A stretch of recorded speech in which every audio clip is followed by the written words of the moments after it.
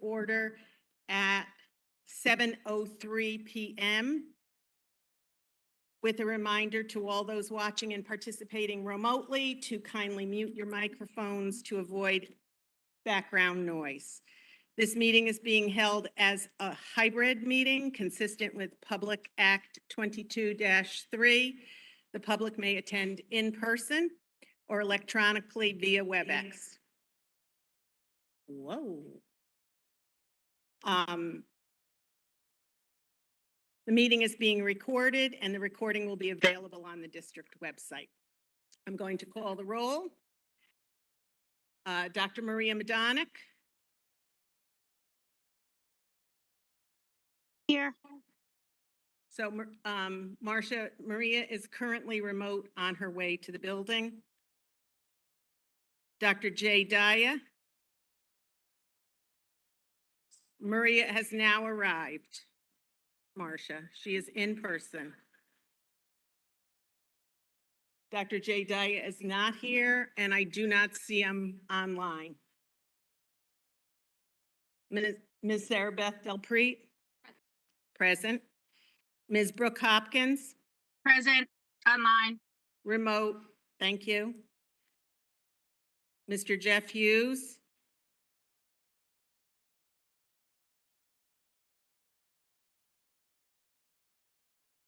Mr. Stephen Lawrence?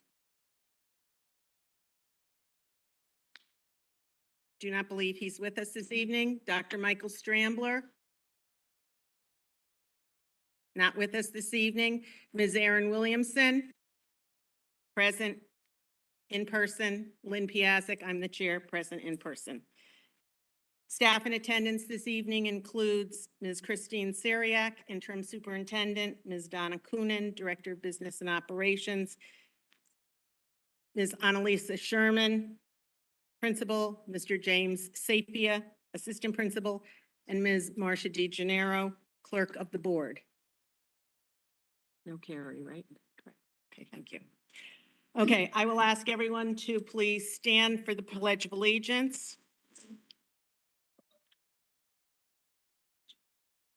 I pledge allegiance to the flag of the United States of America and to the republic for which it stands, one nation, under God, indivisible, with liberty and justice for all. Thank you very much. We're up to public comment on the agenda. Is there any public comment in the audience? In person? No. Is there any public comment online?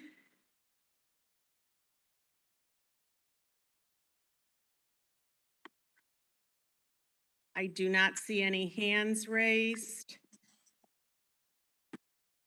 I do see, Stephen, have you arrived remotely?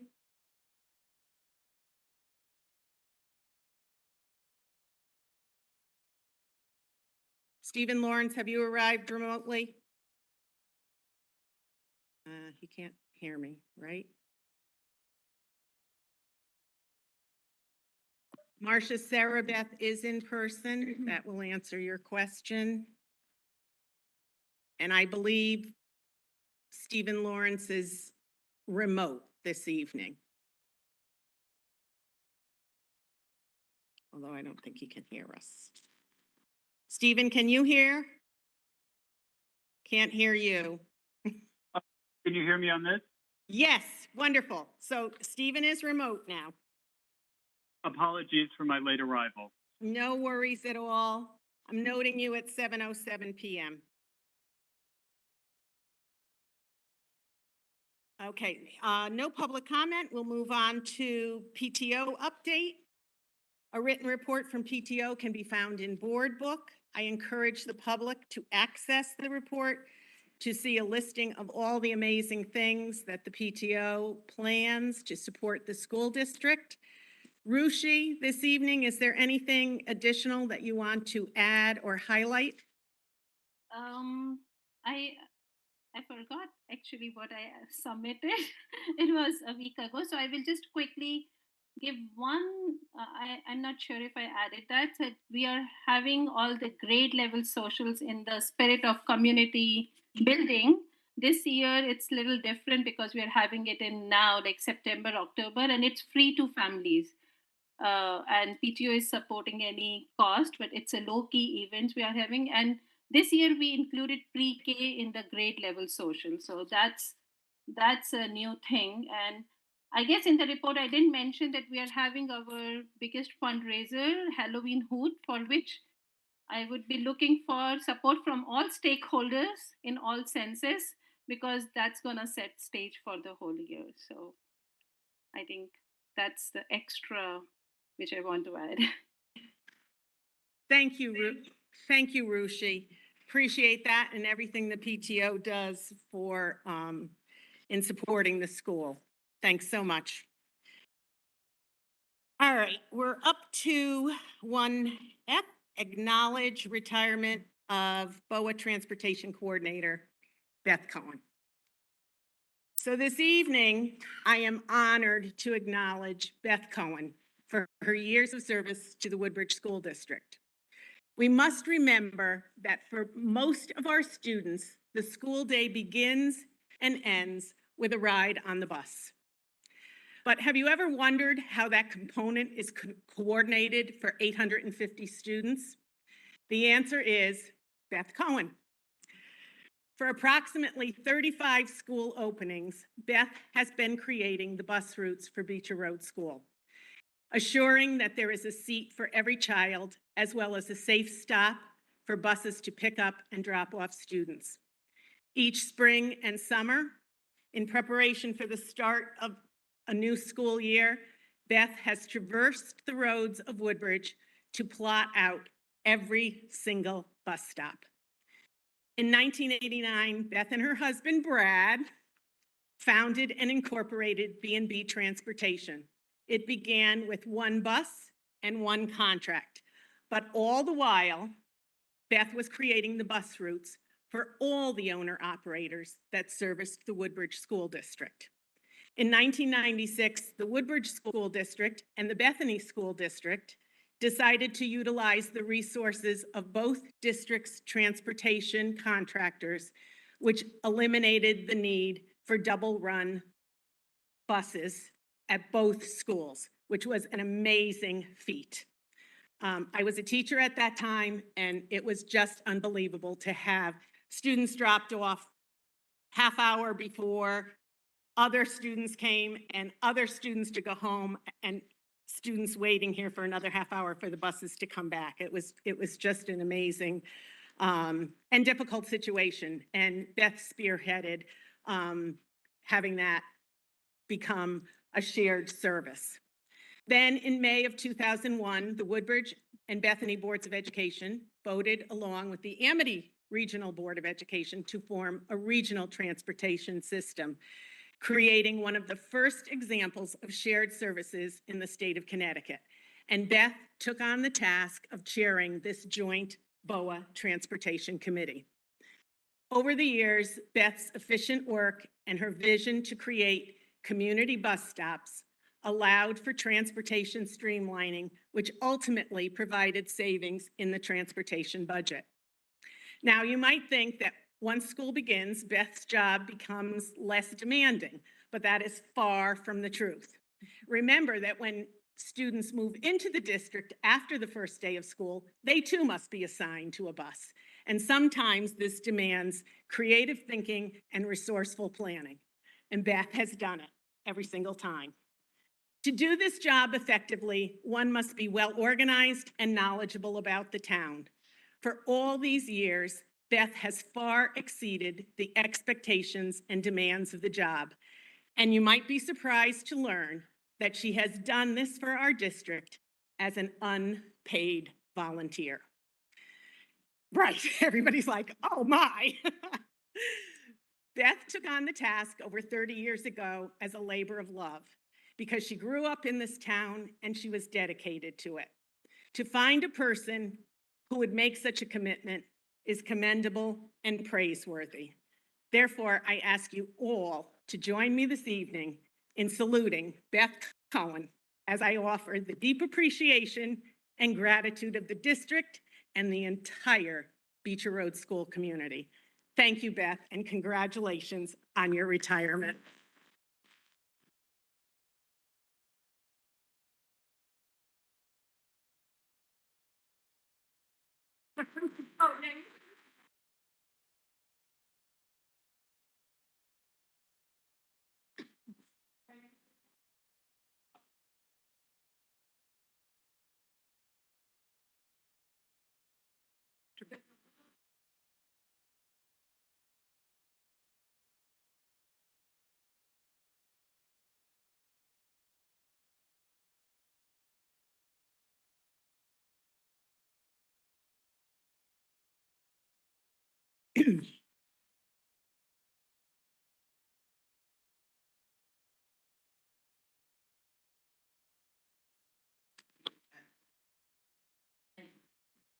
We're very appreciative of you, Beth.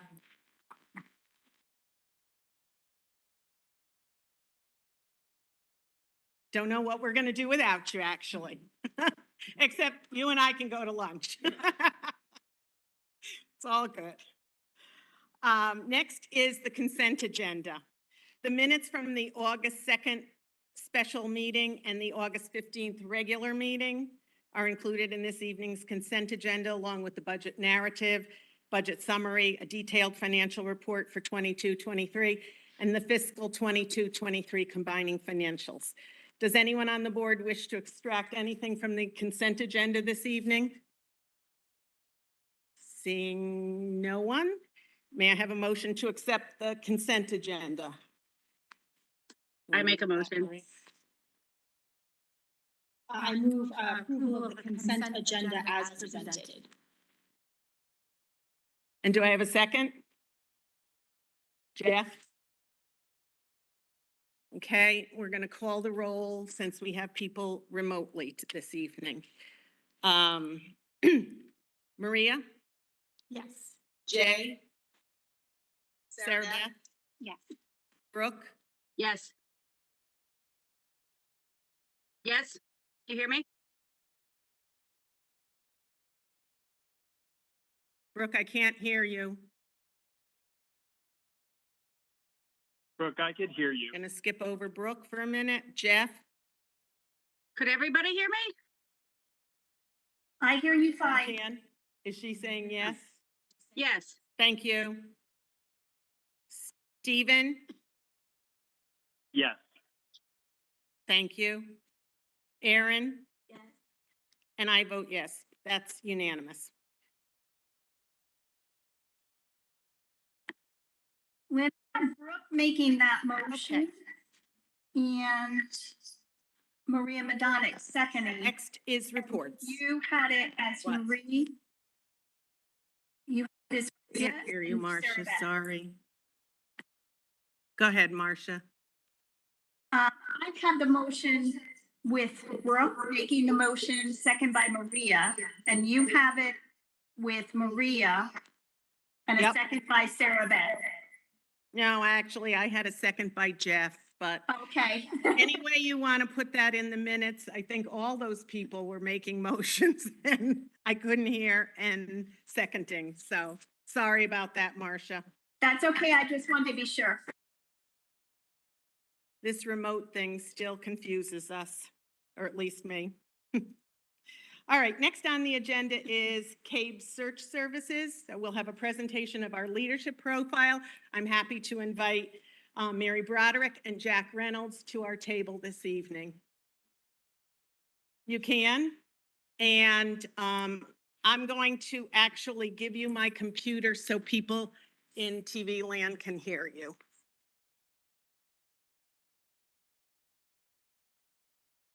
Thank you then. Yep. Great. Hi, everybody. I think what we have witnessed here tonight is the challenges that our educators have been dealing with for a long time and trying to make sure everybody online is doing okay and everybody in the present is. But it has been our pleasure to have been in Woodbridge several times since we saw the board last, talking with your stakeholders and anybody who has been interested in sharing a little time and wisdom with us. So we completed the profile the end of last week and got it to the board at that time. We spoke with 27 individuals, including parents, teachers, administrators, elected officials, and obviously members of the Board of Education. And we just wanted to thank Marcia DeGenero for her support in helping us get the word out about both the focus groups and the survey. I guess maybe before we dive in, we could ask whether there are any overriding comments that anybody wants to ask, or should we just dive into the report and then get into discussion? Prior to beginning, does anyone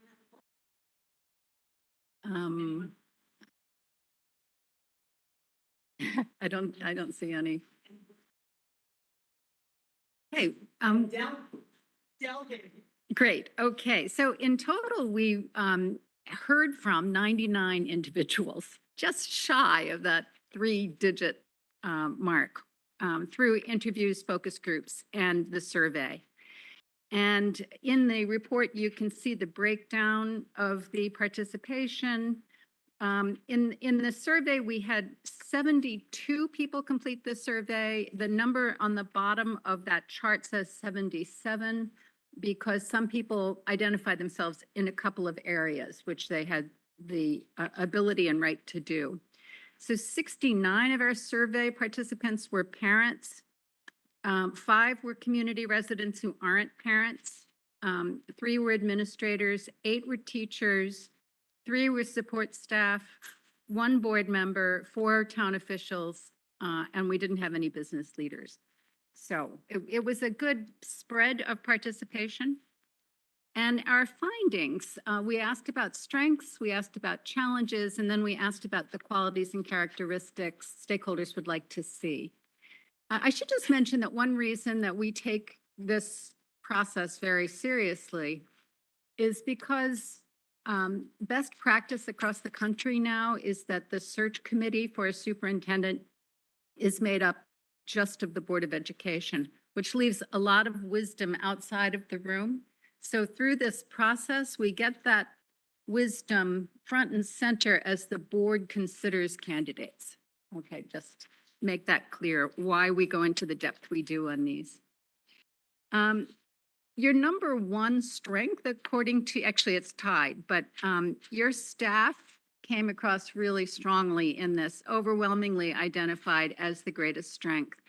Your teachers are caring and capable and deeply committed and dedicated to their students and to each other. They prioritize student need. School leadership has always valued teachers coming with ideas, so it's been an innovative culture. Creativity has been really valued. The second strength was the program overall and the academic success that Woodbridge has enjoyed through the years. The focus of the district has been on the whole child, not the data points, although those feed your understanding of how the program is doing. But Woodbridge is not a cookie cutter school and allows the freedom to educators to find resources to meet each child's need. Staff has been credited with, or credits being a single school district. So everybody in this one school with allowing that uniqueness and the latitude to have the innovative learning models. And as a result, your students are encouraged to flourish as lifelong learners. There were specific mentions of your class sizes as really helping with that, and multi-age grouping, and the many specials that students have access to. 27 of those 63 who cited this area specifically mentioned, or didn't sort of generally mentioned Woodbridge's excellence in academics and broad desire to make sure that students have good academic outcomes. The third area of strength is the community itself. According to 49 of your participants, You've got a phenomenally involved, strong, close community, intellectually diverse, that really supports Beecher Road as the center of the community. Next, and this is a bit of a drop down, but 14 of your participants, in terms of people citing this area, said school funding and facilities are a strength. And the town, since the town isn't eligible for a lot of grant funding, the community itself has really stepped up to support the academic needs of children and other needs. And you have a beautiful campus with significant green space, which is a real plus. 13 participants cited your strong parental support, and 8 specifically mentioned diversity, and the tremendous diversity in the community, and the importance of the diversity to the community. And then there were a couple of others that just had a few votes. Then in terms of challenges, do you want to talk about some challenges? Yeah. Sure. There's Jack Reynolds. Hi. Okay, challenges. Woodbridge has some unique challenges. There's no question. It's an unusual design of the community. One school is unusual. 855 students in one school is very, very unusual. So when we looked at the data of what's being said, there's an acknowledgement all over the place that there are significant challenges that you're facing, that the town is facing. The staff issues seem to be number one. It was clear that the staff that's most cited as the strength, but also most cited as a major significant challenge. So staffing is a two-edged sword. Staff retention was a source of pride. On the other hand, it was pointed out that 38 people have been lost within the past 18 months. The loss of knowledge of 38 people leaving is enormous. There's no question that number of people leaving the district takes with it an awful lot of information, of knowledge, of whole cumulative research and data. There's also a talk about the significant autonomy that teachers have been very proud of and held for years. And they say that that's been lost or reduced in the recent past. They feel, there's a feeling that the teachers are under a microscope, that all is very close. I have to say one thing, just take it aside for a minute. Most of you at one point or another have written term papers. This document, Mary spends days on, That's right. because she pours through the data into a depth that you might do in a doctoral dissertation, but you might not. There's a lot of data that's backed up here. And the more you dig in and the more you dig in and look at who's saying what, the more you can get out of it. In that staffing, there's clear acknowledgement of I won't call it a divide, but the fact that there's an 855 student school with 2 administrators. That ratio is absolutely unusual. That usually would be 2, if not 3 schools. Also, 3 people in central office add up to 5 administrators. But the 3 in central office, at least from my perspective, and I think from those that give us data and are in the know, no matter what size school, you need a business manager, you need a special ed director, and you need by law a superintendent. So the central office staff, no matter how many kids you have, is still minimum. It is literally minimum. And the number in the individual school is very extreme to have only 2 with 855 kids. Diversity. I'm sorry, did I skip a page? Yeah. With one wing gone, I tell you, every September I break one of the other one. Learning. Sorry.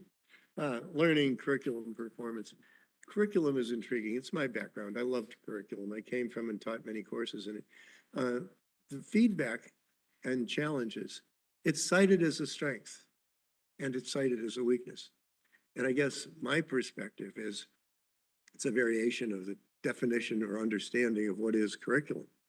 Can I go in and say, show me the curriculum? Or is the curriculum in the minds of the people delivering it?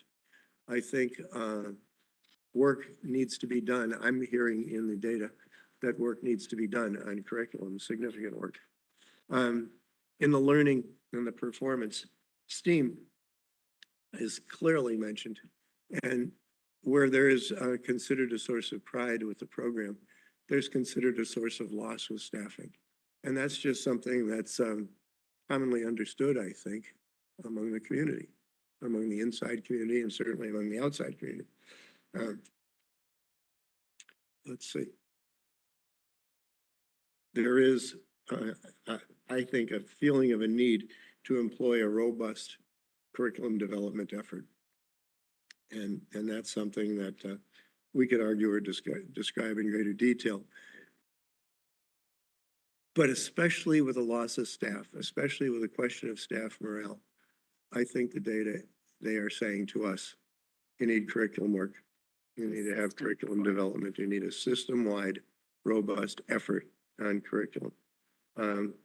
Leadership, I've mentioned this, the total turnover, the administrators. Strong leadership can bring together the town, the parents, the teachers, and the Board of Ed. And there's a feeling that the leadership, and we'll get to the next question of what are the traits, expertise, characteristics needed of the new leader of the district. It clearly is identified over and over again that bringing together everyone, getting people on the same page is truly a major challenge that the new leader will have to face and address and be good at. I think that. Just one more under leadership. We also heard a lot about the importance of clarity about chain of command. That was a theme we heard quite often, and it's extra challenging when the superintendent and the principal are in the same building. And just we knew we needed to emphasize that in here so any candidate would understand that is something they have to pay very close attention A to. lot of that For challenge. morale throughout the district. A lot of that challenge can be being sure that they're on the same page, that they're a team, not in opposition. And that's a challenge. That's something that one has to get together. There's also diversity was mentioned under the challenges, and the community population may well be changing. But that's something that one always has to pay careful attention to. And well, the enrollment, you mentioned the enrollment, having that many kids in one school. Yeah, if the enrollment is increasing, and some feel the enrollment in this district is increasing,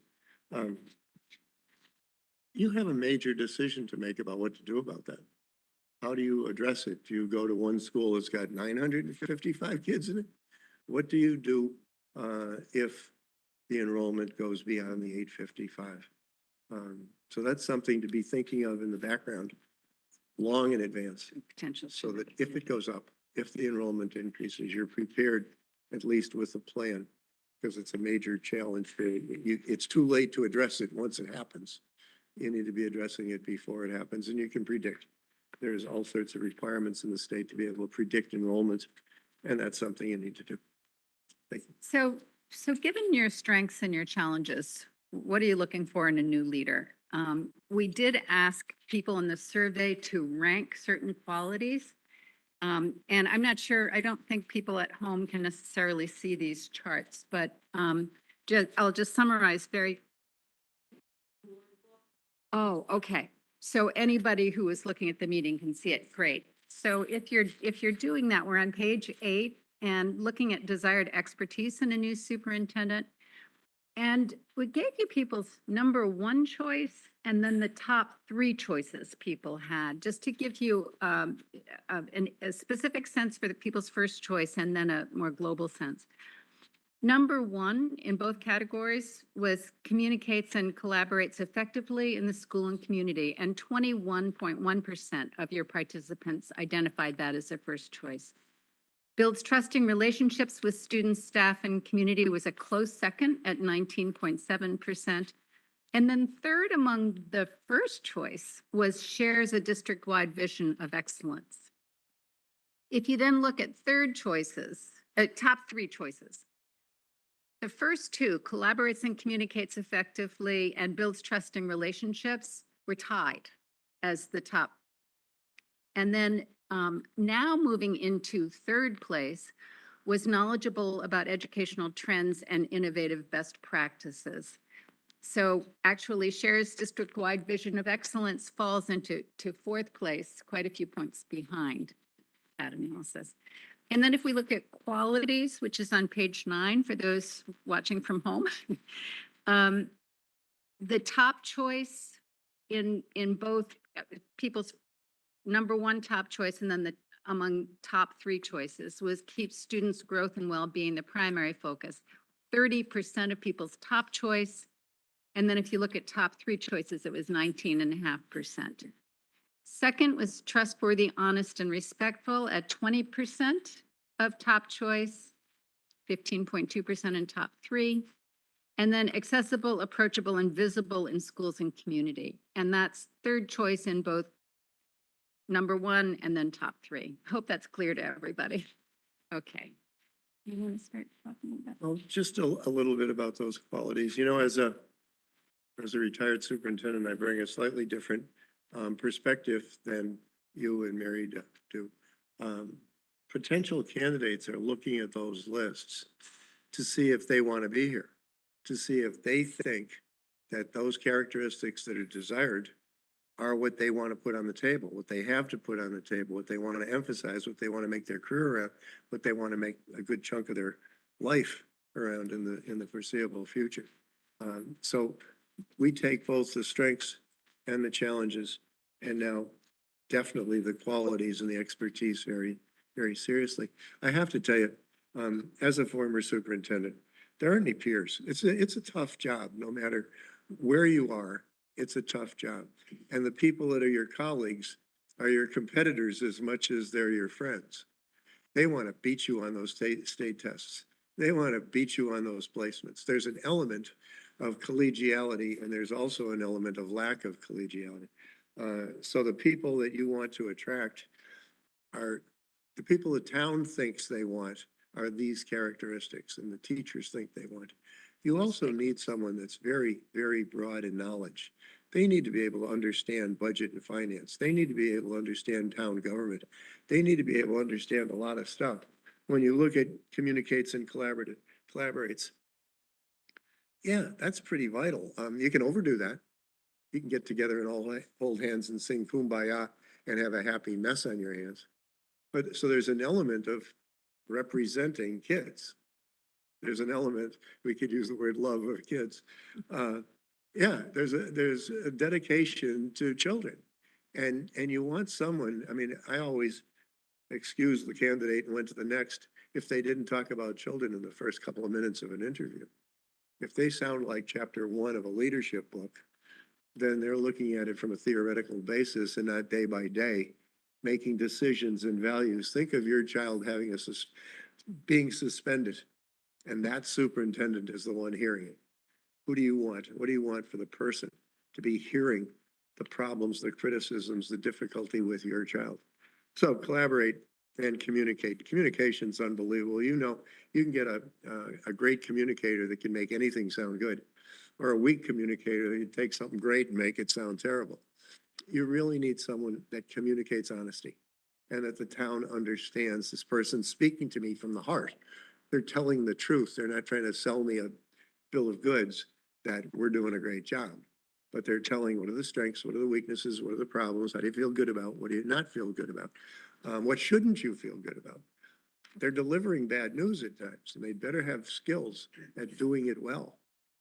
And I think you all made it very clear that that communication skill starts with listening really carefully to people and validating what people have experienced. I think post-COVID right now, hopefully post-COVID, everybody is really needing that more than anything.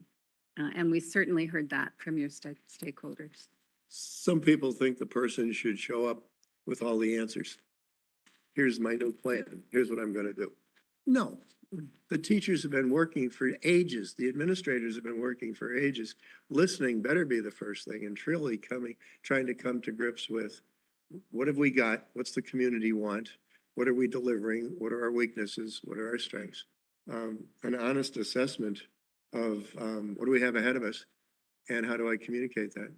And it's not come with the answers, it's mold the answers. It's develop the answers as a community, as a community. Building on the successes that you've experienced. So build trusting relationships with student, staff, and community. You always get criticized that you're not in the schools enough, but people forget there's a lot of work to do back there in the office. A superintendent isn't just out in the school. A superintendent has a whole lot of stuff that he or she has to deal with. And trusting relationships is an absolute must. I used to joke that people would say, superintendent for 10 months a year says, this is the best school system in the world.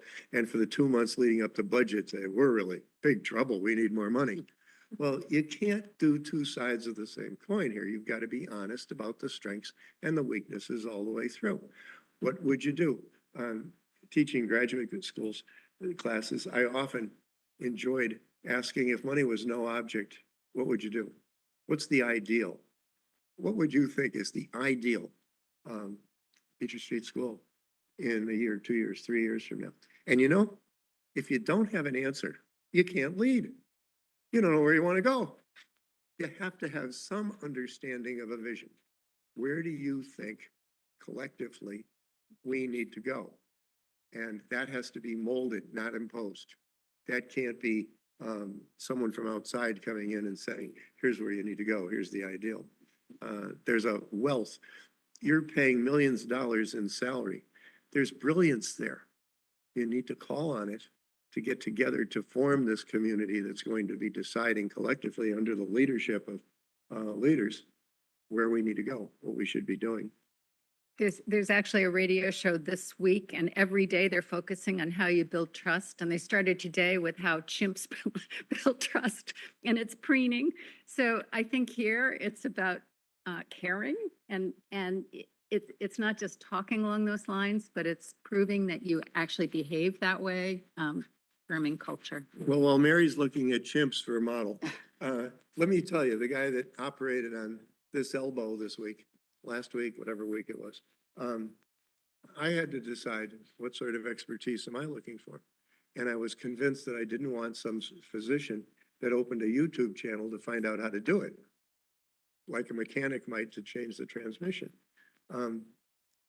It's a challenge to find the technical skills, but over and over again, the people are looking at the human skills too, and they're equal. And I needed to be sure I was funding both.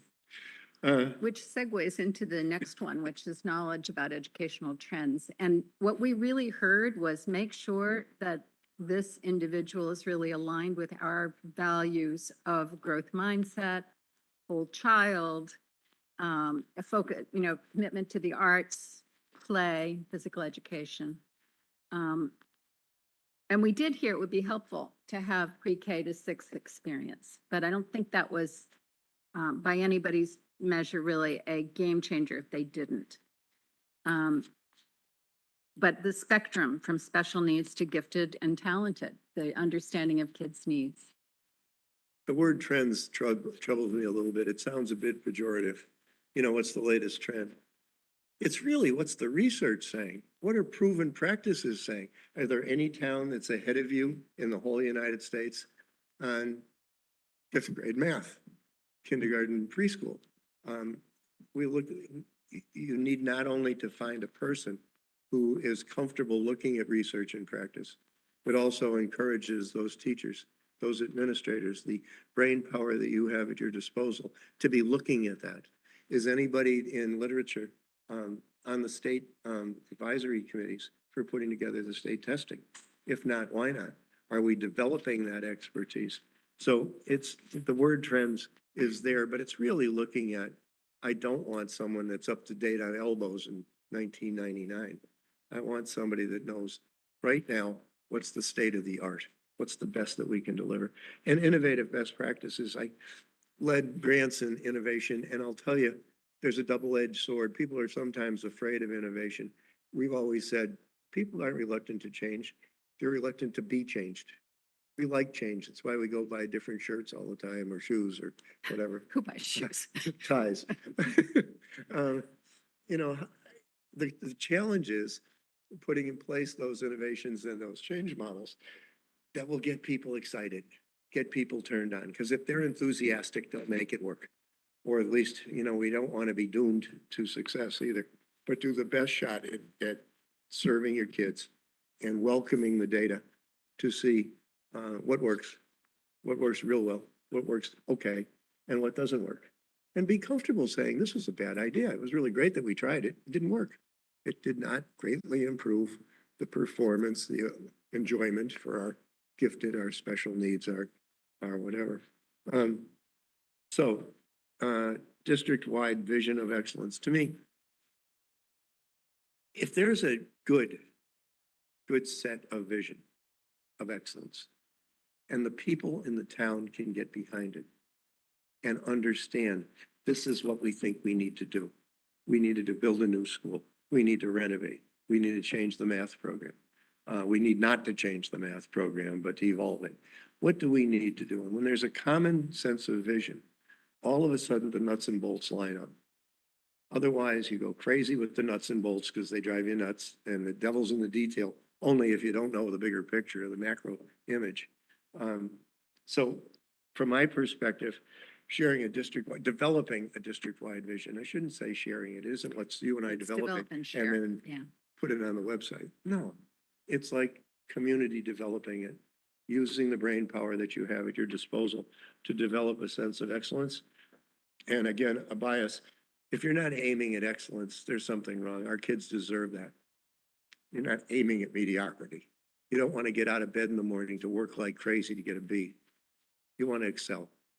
And you want teachers to be so good that they could go anywhere, but they want to stay here. And that's got to be part of the goal. That's got to be part of the vision, part of the value statement. And I've come to realize that the surgeon at Hospital for Special Surgery, it's a well-oiled machine. And the vision starts at the top. The vision isn't something that people in the middle or in the lower reaches can enforce. It's like you either have a vision of what it is that you want to have happen. You either can say the values of what this organization is dedicated to, or you can't. And it's vital if you're going to lead from the top.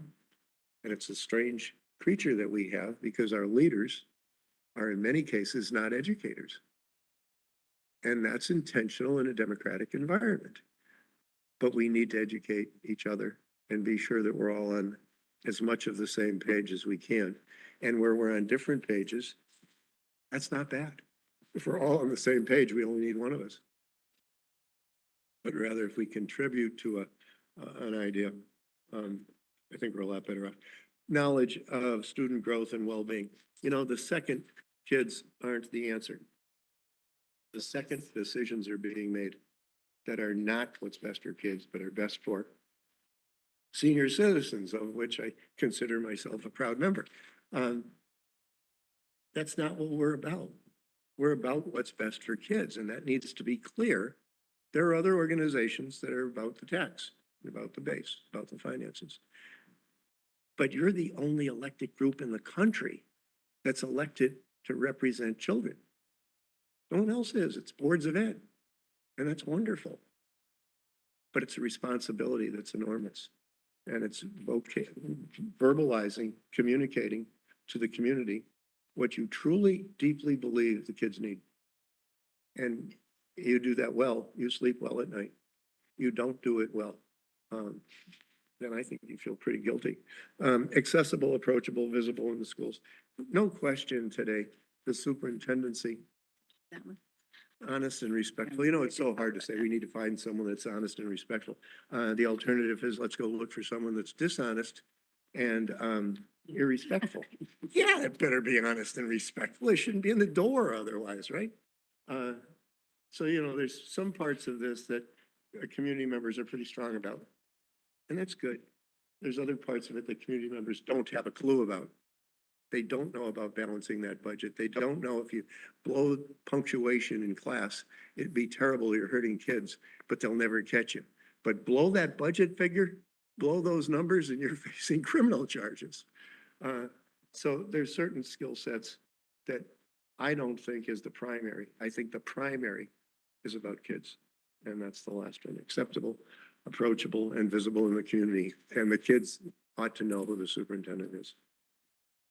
Thank you. So that, thanks, Jen, that is the sum of what we heard in our visits with you. And we certainly would love to, we ask that you accept it. And if you have anything that you think needs changing, we're open to hearing that. But we trust that it's general, I mean, it's an accurate portrayal of what we heard. Great, thank you. So we will, have a motion in a minute. I'm just gonna go around and ask if anyone has any questions, so keep the computer in case you have to answer. Sure. So Erin, do you have any questions or comments? Sarah Beth? Maria? No, thank you so much. Jay? Jack?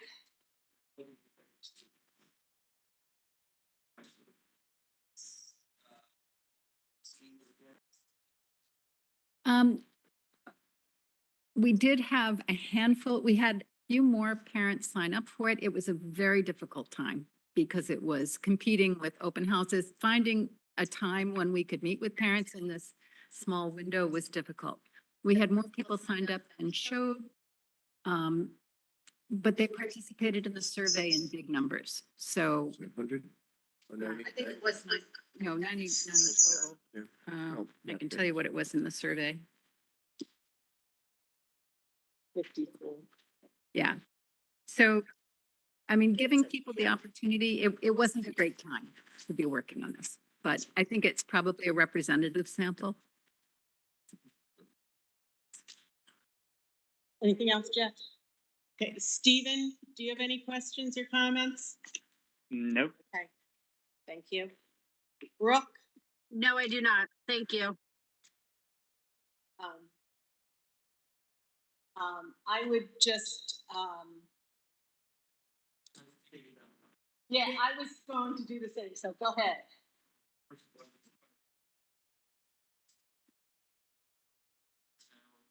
Just as their response, is it changed in percentages shown? Sorry. Groups all the administrators in town, people, and just looks at the parents, does it change the percentages? Oh, and, you know, we didn't, we can look at that. We can look at So that. they say, like, 8 people in the town, administration, 60, select one box, and you might get over bias, so you really want to look at it. Yeah. See whether it matches. Yeah, specifically on the charts, I mean, on the expertise and the qualities, I can definitely do that and see, and get that to you. Perfect. Yeah, I had hoped for a little higher percentage of participation, but I have to agree that the time of year, getting back to school made it very difficult, so. How long was it open for? The survey was open for, it was over 2 weeks. It just closed on, oh, it was a week ago, last Friday, so we had the week to write it. And I think when people see they have a choice, I could go to this focus group or I could fill out the survey. Now, they could do both. But that survey probably reduces the number of people. There's no need to come in and spend your night. If we'd rather people came, we've had individual interviews, which are invaluable from our perspective. But we'll get that. for you. Okay, anything else? Do you want to make a motion? Sure. I move that we approve the 2022-2023 CABE leadership profile as presented. And do I have a second? Sarah Beth? Any discussion about the motion? Going to call the roll. Maria? Yes. Jay? Sarah Beth? Brooke? Yes. Jeff? Stephen? Yes. Thank you. Erin? Yes.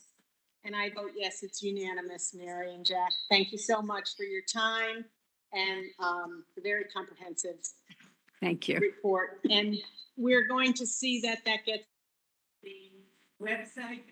So it'll be, you can find TV land, you can find it on our district website. Thank you.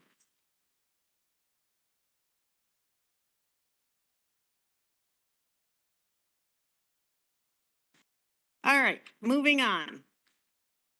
We're up to superintendent's report. Thank you.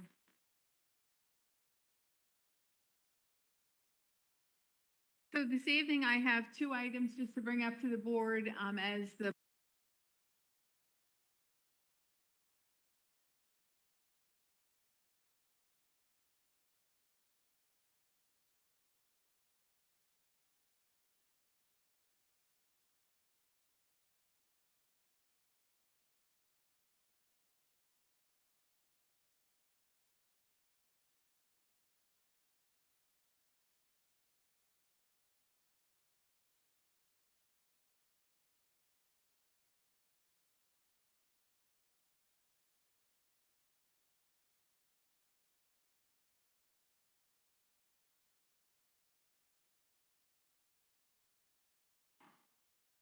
I apologize. So the one document that is in there is the enrollment report. I shared that we will be sharing that enrollment report with the Board of Education at each of the board meetings moving forward. The last enrollment report that I presented to the Board of Education was on August 15th, which was approximately 2 weeks prior to our students starting. Tonight's report is from September 13th, and there are 5 less students than when I shared out the enrollment numbers in August. So by having it each month, you'll be able to monitor whether the enrollment is increasing, if it's increasing in a particular grade level, et cetera. The second document that was in the Board of Ed packet is a schedule for upcoming Board of Education meeting topics and presentations that the superintendent will report on or the building administration will report on. This is an outline of what we anticipate the reports will be moving forward. Certainly, there may be some changes as the year progresses, or if other topics come up, there may be additions to it. However, what I wanted to share with you this evening is that pre-algebra is one of the topics that you will see on the schedule, which will be discussed in January. However, it is my intention in working with the chair of the curriculum board committee to also have that as an agenda item in our upcoming meetings in October and December, as it was a relatively new program. And I think that there are some questions about the program. So I think it's important for us to have multiple conversations around that particular course. In addition to that, Lisa Sherman, the building principal, and I are meeting with some of the BOA administration as well to have conversations in regard to pre-algebra and our alignment with Amity for when our students enter into middle school ready to take algebra in grade 7. And then another topic that will be coming up is that of the strategic planning. It's currently down there for December, but I believe I mentioned at the previous meeting that December is our target date. The committees are currently working on developing their action plans. So while we hope to have it ready to give an update at the December Board of Education meeting, there is a chance that that could roll into January. And then this evening, in just a few minutes, Jimmy Sapia, the assistant principal, will review the Smarter Balanced Assessment data with the Board of Education. And in October, Carrie Borcherding, the Director of Special Services, will be here to give a presentation to the Board of Education on special education in the district. And then it's our intention moving forward from there to have an update on special education each month moving forward. So that's all I have this evening.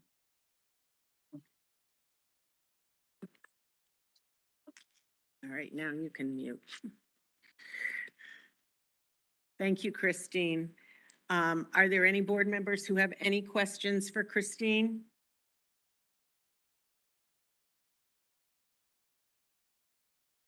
Okay, I don't see any. I'll just make a note that, as Christine noted on the agenda, it says next is schedule of the Woodbridge Board of Education meeting presentation. That is in the packet for everyone's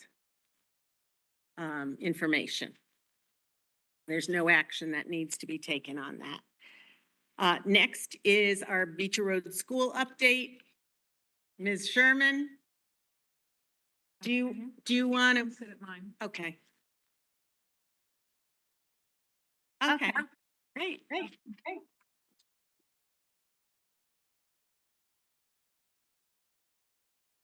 Hi, everybody in TV land. I just have a few quick updates to share with the group. We started the year with a bang. We had professional development for all of our staff at the start of the year, including our teaching assistant paraprofessionals.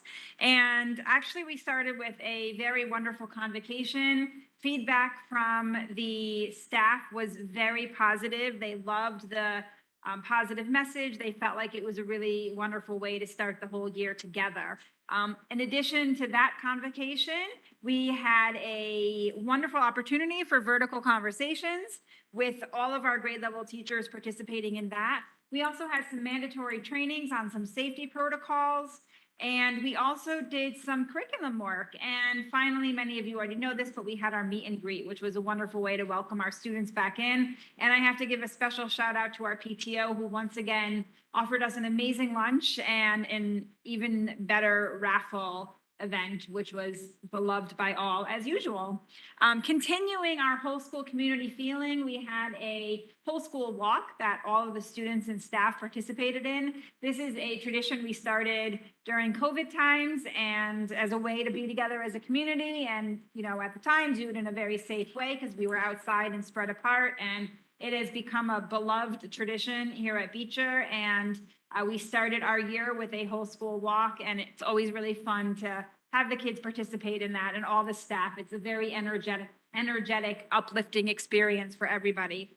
We also had a fire drill already. We've done a lot already. It's only 3 weeks in, and we've already gotten a lockdown here at Beecher. So we've already had our first fire drill. We did a really, really great job with that. I was super proud of the staff and the students. They followed all protocols, and they did a really great job with that. Our open houses also happened. I know many of you know that. We had 3 open house nights. So it's been a busy start to the school year, but it was, again, so fun to welcome the parents into the building. It's the first time they were able to come in since we shut down for COVID. So it was really fun to have a full cafeteria, to have us all together. A lot of parents didn't know where they were going because they hadn't been in the building before. So many of our staff members were around to help direct them. And again, lots of just positive, good energy in the building and lots of positive feedback from the parents who just loved being in the space again, loved being in their child's classroom and meeting face to face. So that was a really a wonderful experience. And on a even more fun note, it was Dot Day on September 15th. The school was adorned in dots. Our fine arts department led this day by providing the students with opportunities. They actually created beautiful harvest moon paintings for Dot Day. And in some cases, the kids actually looked up what the moon looked like on their actual birthday, and that was what they painted. So that artwork is hanging in our building, and it's beautiful. And, you know, Dot Day is really not just about creating dots, but it's really about making your mark. It's really about celebrating differences and being unique and showing that everybody looks at life a little differently, and everybody makes dots a little bit differently, and everybody is just a little bit different. So it's really a beautiful day for all of us as a school community. And we also celebrated Play-Doh Day. All the staff got a special tub of Play-Doh. Our kindergarten friends had some fun playing with Play-Doh. Play-Doh Day is a thing, I discovered. So just like Unicorn Day, like we did last year, we did Play-Doh Day so far this year. Last thing I'm going to mention is it is Hispanic Heritage Month. It started on September 15th. I'm sure you remember last year we started really coming together as a community and honoring and recognizing some special months throughout the year. Hispanic Heritage Month started September 15th and runs to October 15th. And our students will be engaging again in some school-wide opportunities, read aloud, some opportunities to engage in some arts and crafts and to learn some fun facts about famous Hispanic Americans in our community. So that is my update for now. A lot has happened in 3 weeks. I'm a little tired from that update. Any questions? Thank you.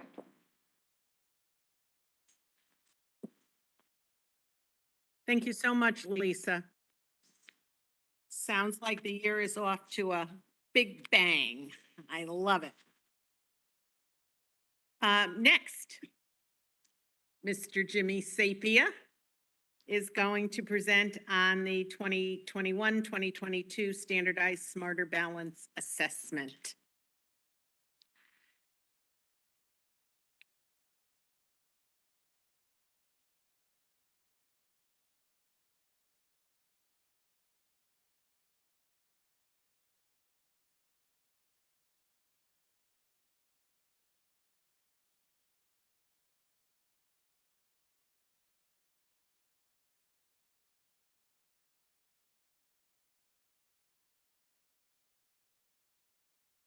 So Jimmy, are we going to have a PowerPoint? Okay, or, okay,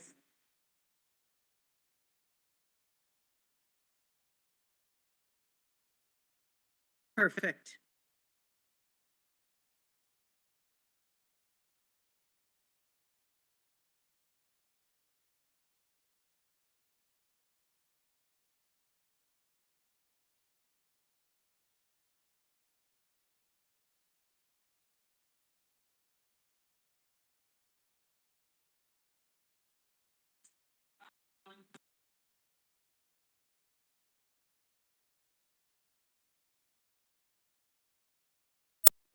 So Jimmy, just hang on a second. I want to make sure somebody out there can hear you.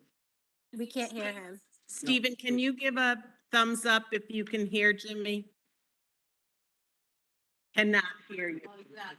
Can you hear me now? Perfect. Perfect. Excellent. All right, great. So hi, everyone out there. I'll be kind of drawing my attention to the screen here. So we're having a little bit of technical difficulties. But as Lynn said, this presentation is in board book for you to follow along if need be. So again, my name is Jimmy Sapia. I am the proud assistant principal here at Beecher, and I wear many hats, one of which is the district test coordinator. So what I'm going to do is I'm going to be presenting the spring 2021 SBACT results to you all. So the first component that I want to go over is the foundational points. And these points, many of us know, but I think it's important as a review as we take a little bit of a deeper dive into the data. So the Smarter Balance Assessment assesses grades 3 through 8 in literacy and math. The Next Generation Science Standards assess grade 5 students in science.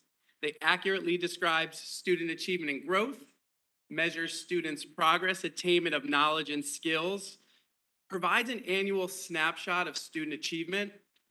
It's aligned to the Common Core state standards, and it utilizes computer adaptive testing and includes one math performance task. And there's kind of one key bullet point that I wanted to draw a little bit of attention to, and that's the provides an annual snapshot. Because basically, we all know that the Smarter Balance is just one data point as we continue to look at the many data points that make up the child. So I just really want to emphasize, it's an important data point, but it is just one data point in how we look at our students. So the achievement levels are divided up into 4 different levels. The first is level 1, does not meet the achievement standard. Level 2 is the approaching the achievement standard.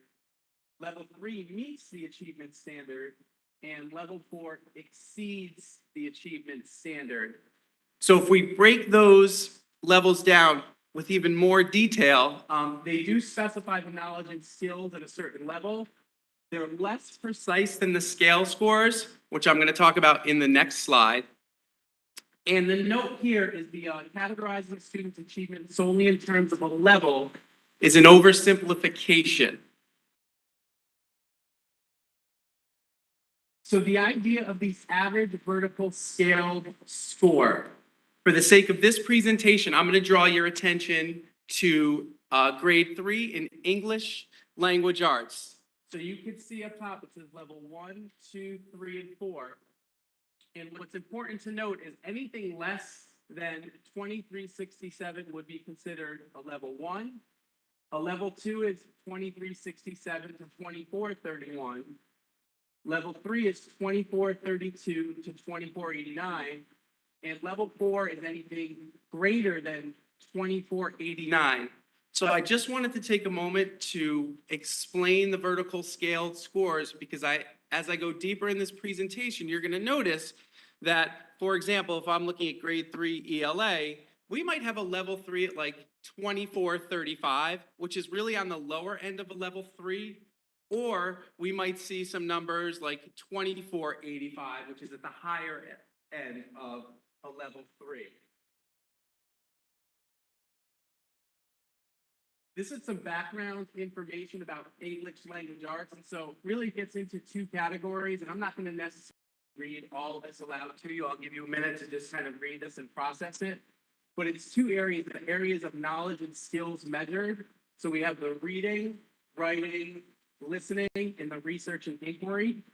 And then we have the statement about student learning from which the assessment was built.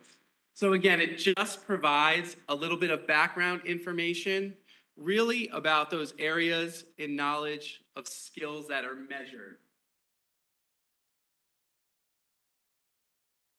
Now we start to get into the data.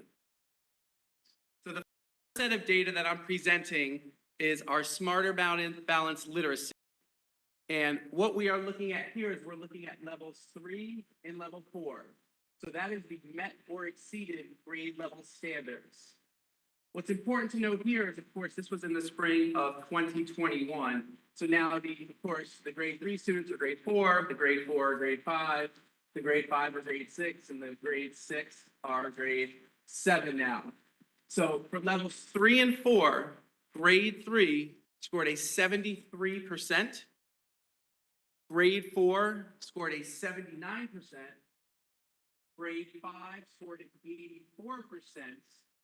And grade 6 scored an 85% for literacy for levels 3 and 4, which is that met or exceeded grade level standard. Yes? 85% sixth graders. Correct. Correct. And what I did here is I broke down the data even more to take a little bit of a deeper look. So what I'm looking at here is, grades 3 through 6 again. And so for level 3, the students who met the grade level standard, they were at 21%. Level 4, we were at 52%. Grade 4, it was 16% of students who met the grade level standard, and 63% scored a level 4 in literacy in grade 4. Grade 5, 26% of students met the grade level standard, and 58% scored a level 4, which is that exceeded the grade level standard. And last but not least, we have grade 6. Level 3 was 40% of students, and level 4 was 45% of students. So that's taking a little bit of a deeper look in terms of our literacy scores for grade 3 through 6. The next slide here is similar to the slide that I presented on the English language arts. And it just gives a little background information for mathematics. And so it goes over the areas of knowledge and skills measured. So those 4 areas are concepts and procedures, problem solving, communicating, reasoning, and modeling and data analysis. And again, if you are at home, we apologize that this is not shared, but this information is in board book as well for you to view. Similar to the way that I broke down the data for the literacy, I did it for the math as well. And so we're looking at levels 3 and 4, again, the met or exceeded grade level standard. So grade 3, we're at 80% of students scored a level 3 and 4. Grade 4, 81% scored a level 3 and 4. Grade 5, 66% scored a level 3 and 4. And grade 6 scored an 80% on levels 3 and level 4. Taking a deeper look at those math scores, I broke these down again into level 3 and level 4. So for grade 3, we had 33% of students at a level 3 and 47% at a level 4. Grade 4 was at 25% for a level 3 and 56% for a level 4. Grade 5 was at 26% for a level 3 and 40% for a level 4. And grade 6, we were at 29% for a level 3 and 51% for a level 4. And that's taking a little bit of a deeper look into our grades 3 through 6 math data. In terms of the NGSS assessment, which I had mentioned in a prior slide, that's what grade 5 students take. 82% of our grade 5 students scored a level 3 or 4. And we're at, for level 3, the percentage of grade 5 students scoring at a level 3 for NGSS was 46%. And 36% of students scored a level 4 on the NGSS assessment given in grade 5.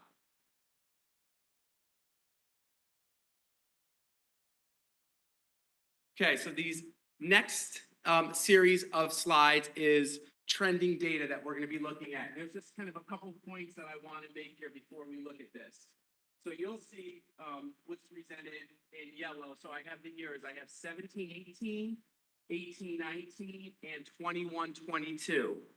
So noticeably absent is the 2019-2020, obviously because of COVID. And absent also was the 2021. And the reason for that happening is because there were some students who were learning in person and some students who were learning remotely. So the data you're looking at here is not the same cohort of students, but just overarching data for grade 3 during those specific time periods. What we'll be able to do next year is we'll be able to look at the cohort trends data because we'll have 2 back-to-back years of consistency. And so for grade 3 in 2017 and 18, we had 74% of the students at a level 3 and 4 with that scaled score of 2485, which is considered a level 3. In 2018-2019, we had 76% at a level 3 or 4 with an average scaled score of 2486, which is a level 3. And then 2021-2022, we had 73% that are at a level 3 or 4 with a scaled score of 2489, which is still considered a level 3. In math, we're looking at the 17-18 data. 72% of students were at a level 3 or 4 with a average vertical scale score of 2476, which is a level 3. 2018-2019, 74% of students at a level 3 or 4 in math, and average vertical scale score 2483, which is a level 3. And last but not least, for grade 3, we have 80% who are at a level 3 or 4 with a scaled score of 2497, which also falls under that level 3 when we look at the average vertical scaled scores.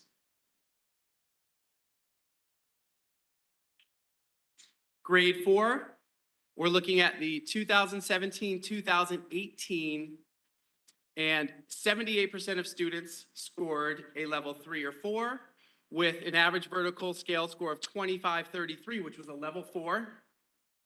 2018-2019, 80% of students scored a level 3 or 4 for the ELA, and the average vertical scale score 2547, which was a level 4. And then this year, the 21-22, 79% of students scored a 3 or 4 on the ELA with that average vertical scaled score of 2547, which falls under the level 4. For math, 17-18, 74% of students were proficient, 3 or 4, met or exceeded expectations. The average vertical scale score was 2530, which was a level 3. The 2018-2019 for math, 78% of the students were a level 3 or 4 with 2537 for the vertical scale score, which is a level 3. And this year, the 2021, 2022, 81% scored a level 3 or 4 on the math with an average vertical scale score of 2545, which is a level 3. Couple more grades. So grade 5 in the 2017-2018 for ELA, 80% of students were a level 3 or 4 with a scale score of 2567, which is a level 3. 2018-2019, 84% were a level 3 or 4, and the scale score was 2585, which is a level 4 for the ELA. And the 2021-2022, it was 84% for a level 3 or 4, and the scale score 2588, which was a level 4. For math in 2017-2018, 64% of the students were at level 3 or 4 with a scale score of 2550, which was a level 3. In 2018-2019, 73% were at a level 3 or 4, and the average vertical scale score was 2577 at a level 3. And this year, or last year, 21-22, our math students were at 66% level 3 or 4 with a scale score of 2557. And last but not least, grade 6. So in 2017-2018, 68% of students were at a level 3 or 4 with a vertical scale score of 2579, which was a level 3. 2018-2019, 82% were a level 3 or 4 with an average vertical scale score of 2603, which is a level 3. And 85% of our students in 21-22 for ELA in grade 6 were a level 3 or 4 with an average vertical score of 2609, which falls under the level 3 average vertical scale score. And for math, 2017-2018, 71% of students scored a level 3 or 4 with their average vertical scale score 2589, level 3. 2018-2019, 73% of students were a level 3 or 4 with an average vertical scale score of 2603, which is a level 3. And the 21-22 school year, 80% of our students were a level 3 or 4 with an average vertical scaled score of 2614, which falls under level 4 there. So obviously I've given you a lot of data to think about here, but one of the important steps is I often think is, okay, so what do we do with that, right? What do we do with this information? And looking ahead, how we're going to continue to push the building forward. And so just some follow-up steps that Lisa and I have been talking about, and some more of our colleagues is, we're really looking at now this grade level analysis by homeroom and our former students. We're looking at continued professional learning and curriculum development, and some bullets that fall under that is giving students appropriate exposure and practice to tools necessary to demonstrate knowledge. We have the continuum of coaching in math, ELA. We have the progress monitoring for STAR, which really is specifically looking at our intervention students. We're very, very excited to be bringing back the school-wide data team to have regular monthly meetings this year. We have the feedback and coaching within the classroom and the PLC meetings, in conjunction with our curriculum specialists and our SRBI team. And we have the interim assessment blocks administered at all grade levels using data to support students. So those unfamiliar, they are called IABs. We have many acronyms in education, as you are all very, very well aware. And really what that does is it gives the students the opportunity to get acclimated with the interface for SBAC, but it also allows the teacher to kind of walk through sample type questions, and the teacher then, using the students' test tickets, can give these IABs to help drive next steps using data in small groups, which is another area and a big push that we're looking towards for this year and beyond. Okay. Questions?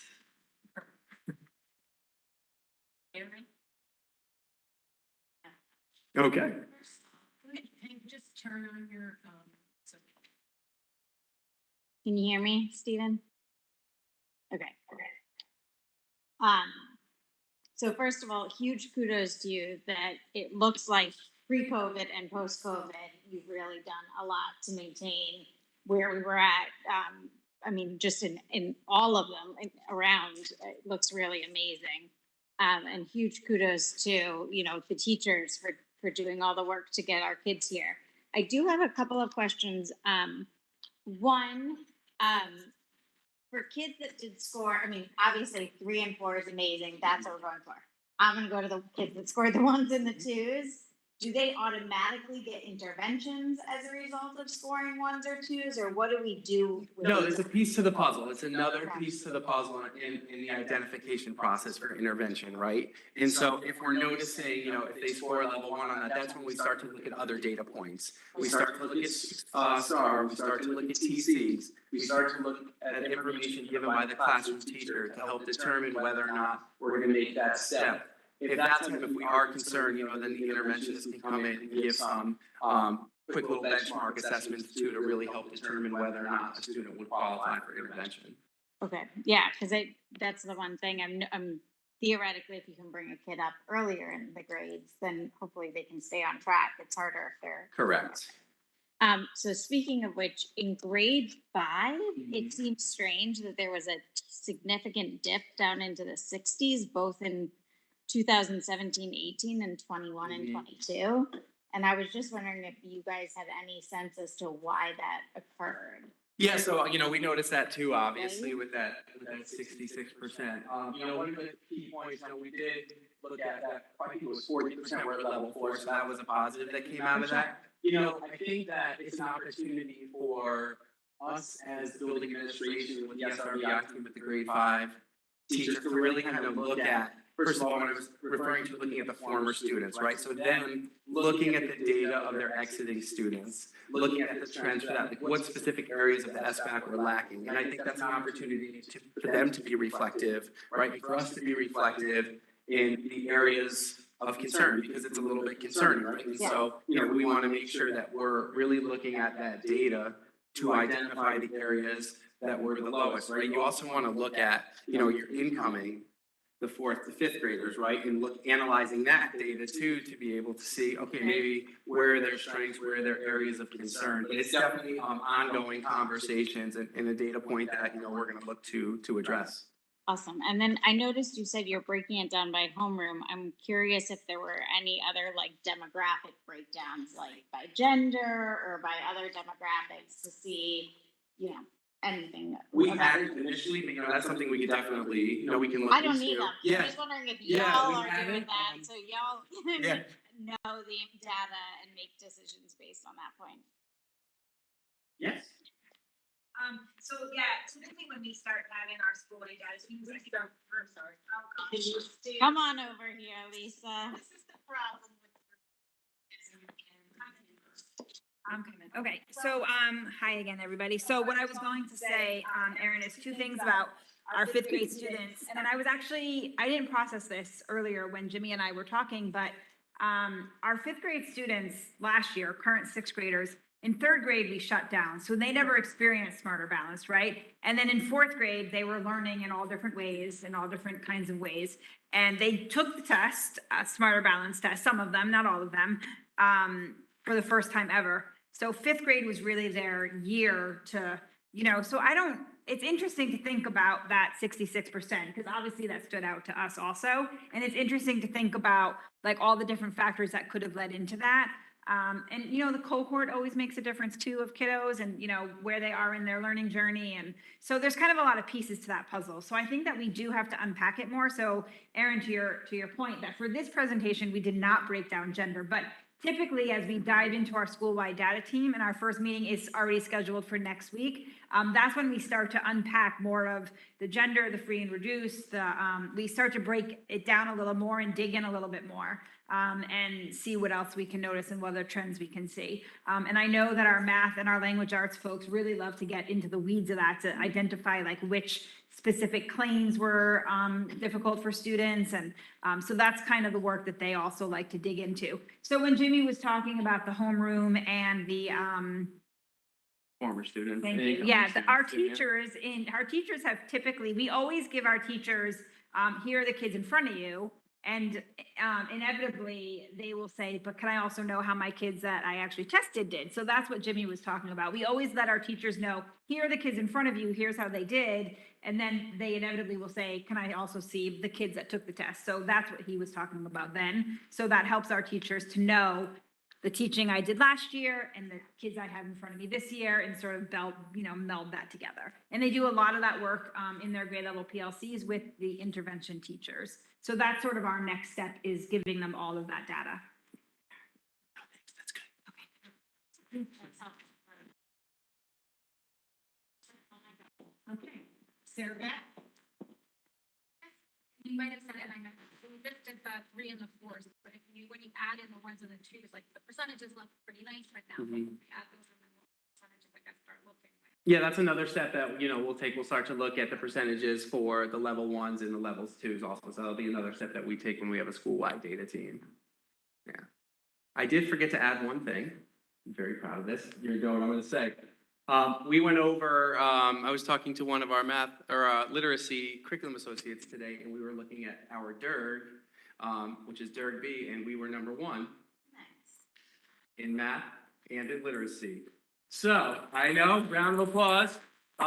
It's very exciting. So, I meant to end with that, but I did.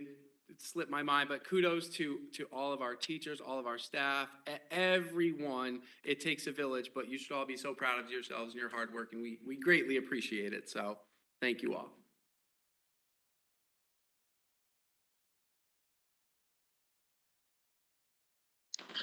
Thank you. I didn't have any questions, but I did have an observation that, when we're looking at like the Smarter Balance literacy, we're looking at grades 3 through 6, the percentage of students that scored in the 3 through 4, there's growth. There was growth in every year. And I noticed that also along with your other data. I mean, if you kind of put 21, 22 aside as we're recovering from COVID, looking at those numbers from 17, 18 to 18, 19, there was always growth as the years progressed. And I think, again, to what the kudos that you just gave, it's a huge, our strength is our teachers, our staff, our administration. So there has been growth throughout the years. And I think post-COVID, we're going to see that as well. Okay. Thank you. Thanks. Jay? 2 only questions. Next time, Jay, we gotta put you. We'll move you over here.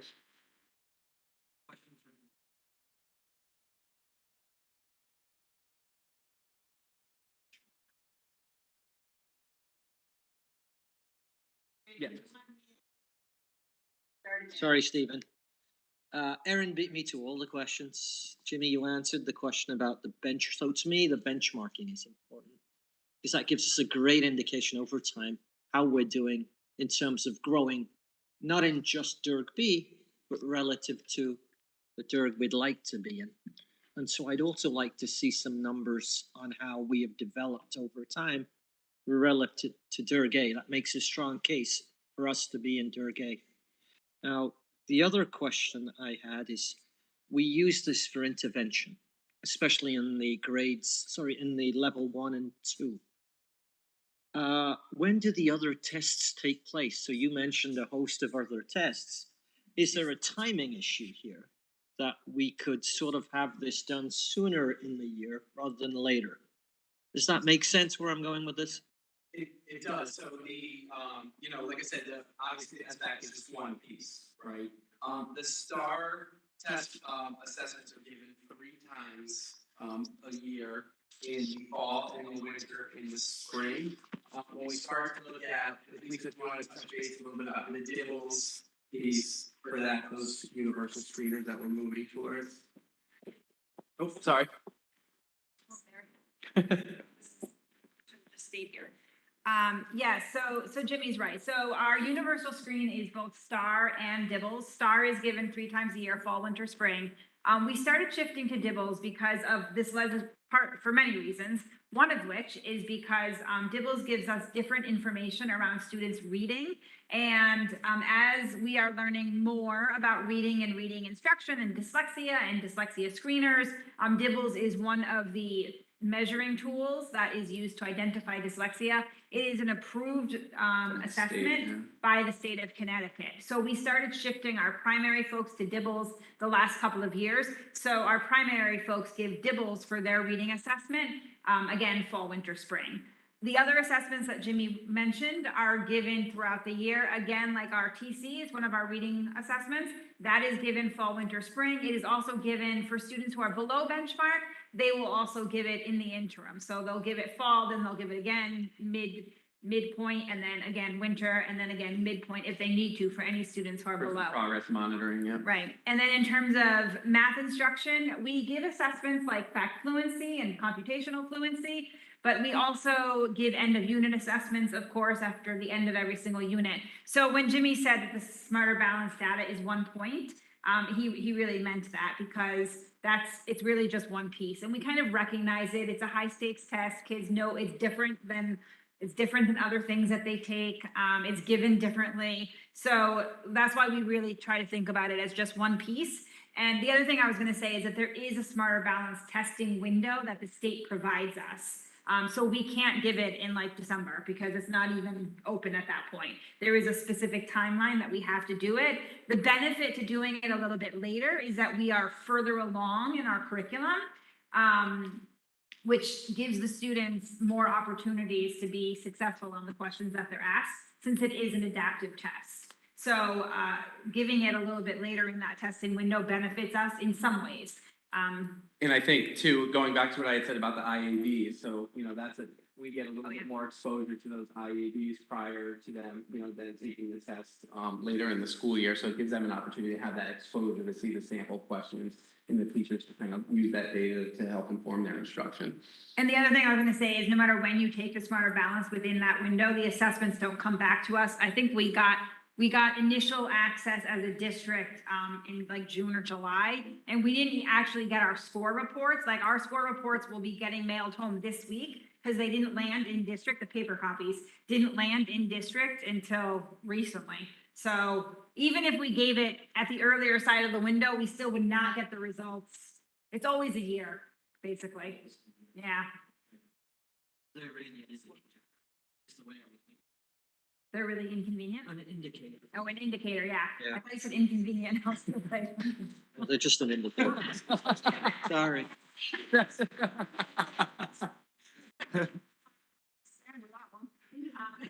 do help us with we know our 5th graders, right? Those are our current 6th graders. So it helps us with that 66% to sort of think about our math instruction in 6th grade. So it's really just the next year ahead that we look at.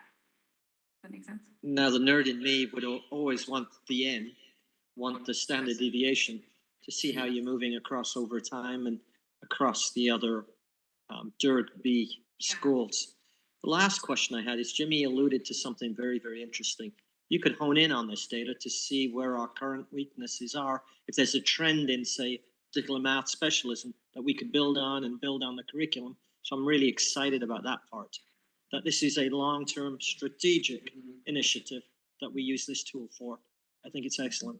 When Lisa said our math curriculum folks, our ELA folks, and our teachers they really do dig into this. And there's like this excitement that happens, for us to say to people, that comes this work. So we're excited to continue digging into it. And there's some data that folks can access publicly. The state does have a website called EdSite. And on that EdSite website, there is some public access data that folks can get into. And that is what our math and literacy folks really dig into. And they get very excited. They send us emails late at night and they're like, did you see this? And, so they get really into it, which is awesome because it just helps us. It helps us to grow as a school and it helps us to, kind of learn about what we need to do. Thank you. That was excellent. Jeff? Thank you, Jimmy. excellent presentation. No further questions. I'm glad you brought up where we were in our DIRG. That's exactly where we want to be. So nice work. That's what everybody did here. Let me unmute. I said that's exactly what everybody, out in the community wants to hear. So Christine, is it possible that you can share all the DIRG, whatever DIRG B, the state information the state has with the board? Like the ranking or? So we're able to pull that up from the same site that they're talking about. So yes, we could It's like- consolidate that for you. And I think the board would be happy to get that, Yep. for just some additional information. That'd be great. Perfect. Wonderful. So I jumped in with my question even though I'm not supposed to. Stephen, any questions or comments? No, thank you. That was a really interesting presentation and really appreciate the questions that have been asked. Thank you. Thanks, Stephen. Brooke? No questions, thank you. Thank you, Brooke. Jimmy, Lisa, can't thank you enough for your work on this, your answering of our questions. Just amazing. And I know it's a lot to dig into. It's a lot to dig into. And so we appreciate that. And if in the future you have anything else you want to share with the board, we're eager and happy to hear it. Well then. Thanks so much. Thank you. Okay, that's perfect. Next is upcoming meeting presentations. The October board meeting will include presentations on special education and the 2023-2024 capital budget. Is there anything specific that board members would like to see addressed in either of those presentations? You can just jump in. Can you unmute? I don't know if this is part of that discussion or not, but at some point there was a discussion about potential solar panels. And an update on where that conversation is or would be, or what needs to take place before we consider that, or all of that would just be, yeah. It holds up on the roof. Right. Got it. They have to do the roof first, but. Or just knowing, is that a decision we can make as a board, or who needs to be involved in that type of? We already voted on that. Got it.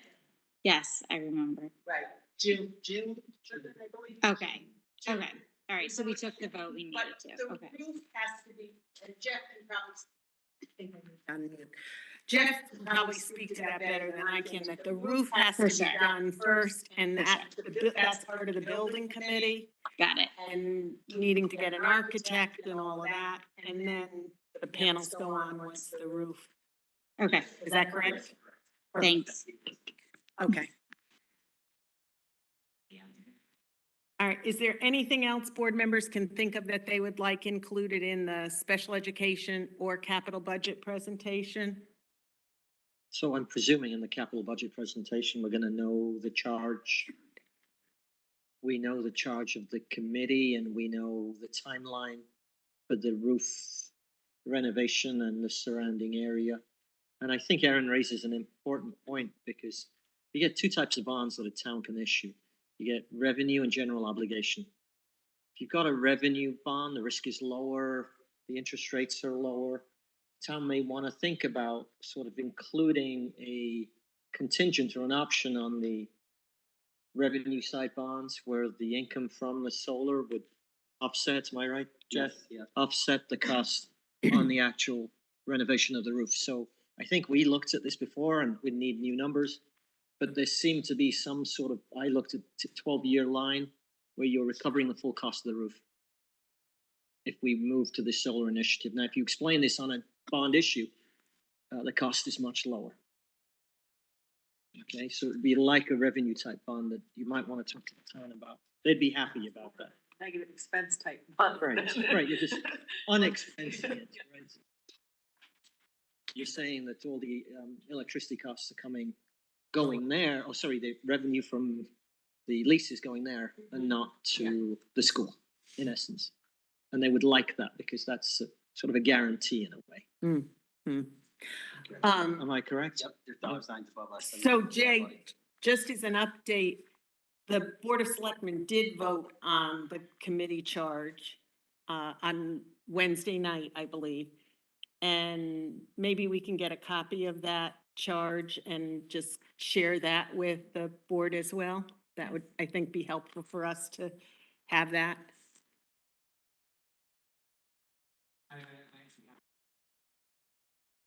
Oh, if you send it to Marcia or Christine, they'll send it out to everybody. That'd be great, Jeff. So I'll just remind board members that if you think of something that you would like included in the special education presentation or the capital budget presentation, to either let me know, Christine know, Carrie, if it's a special education topic and you want information from her, or Donna in terms of capital budget, please reach out.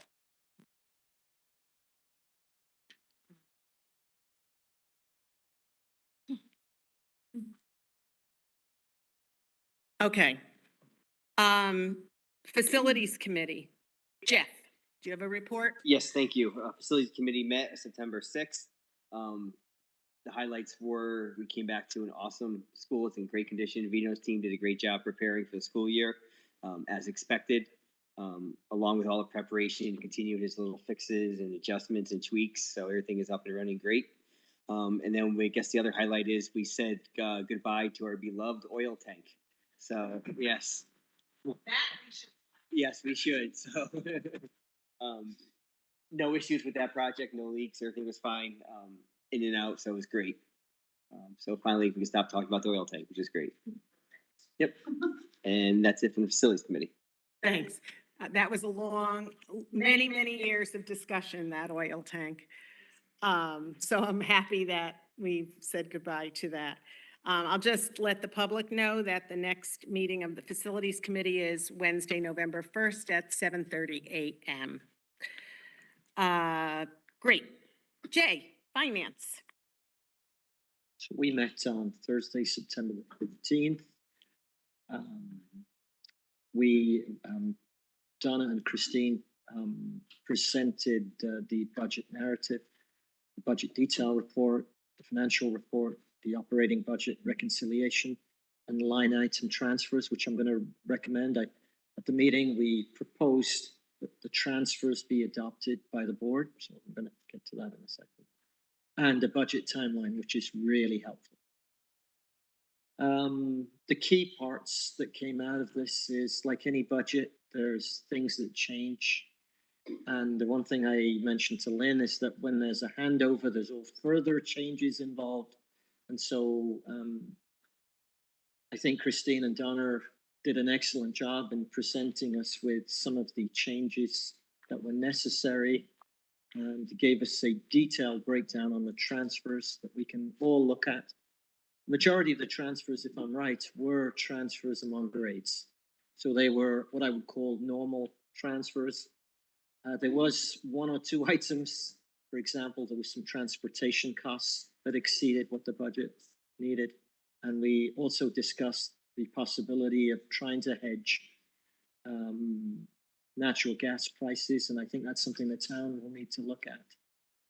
Other than that, it's very early to comment on anything substantially at this stage. So we look forward to the next meeting, but I must congratulate Donna for a first finance meeting.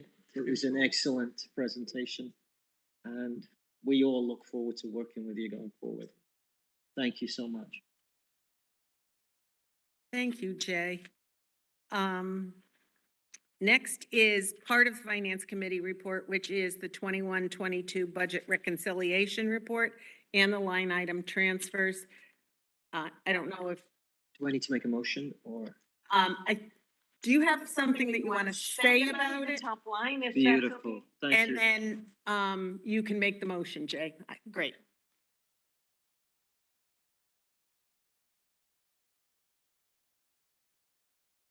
Okay, good evening, everyone. So, the district finished the 22 fiscal Donna? year. Okay, Steve, can you hear Donna? Perfect. Thank you, Stephen. okay. So the district finished, the FY 22 fiscal year with a $37,030 surplus overall. Some of the categories, finished in a deficit position. For example, employee benefits, we had some few larger than normal separation, vacation payouts when people retire and things. Throughout the year, we were down a nurse for some period of time, and we had to use a contract agency to cover that, and that's more expensive than the normal wage of a nurse. And I noticed in the building and services, there perhaps was some HVAC control project that was not budgeted. So those are the categories that sort of finished in the red. However, there were other categories that finished with a surplus, and that's primarily where we're taking the funds from to transfer to the line items that were in a deficit position. And so other purchase services, we were not able to get the interns program going last year. We ended up using a lot of our sub money, but so consequently the intern program, had $136,000 left that we could use in some of these line items. And then other smaller items, supplies and just miscellaneous expense, all had smaller balances, but together it was all enough to put every line item in the positive. And again, with a $37,030 surplus at June 30th for the year. So.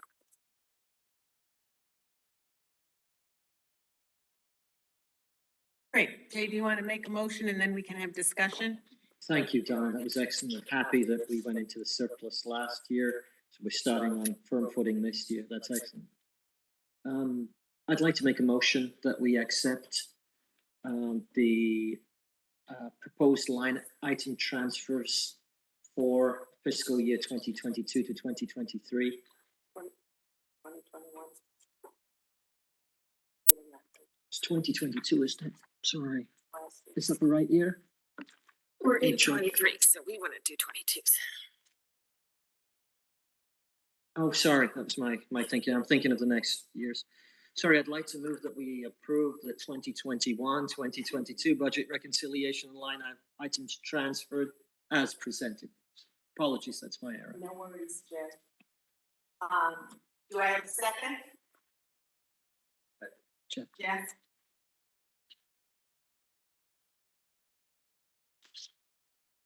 Motion made by Jay Daya, seconded by Jeff Hughes. Marcia?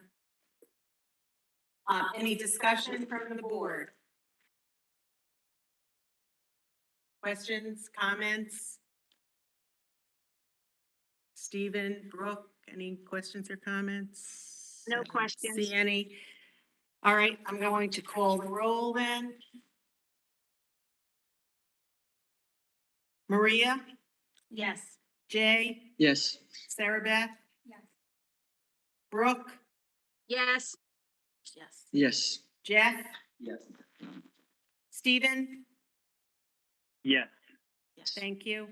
Aaron? Yes. And I vote yes, it's unanimous, Marcia. Thank you all so much. And Donna, thank you for your work on that. And Jay, for understanding it all and being able to explain it to us. We thank you too.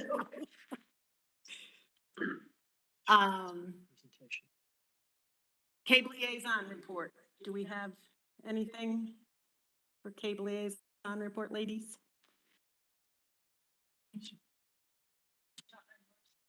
You can. Yeah.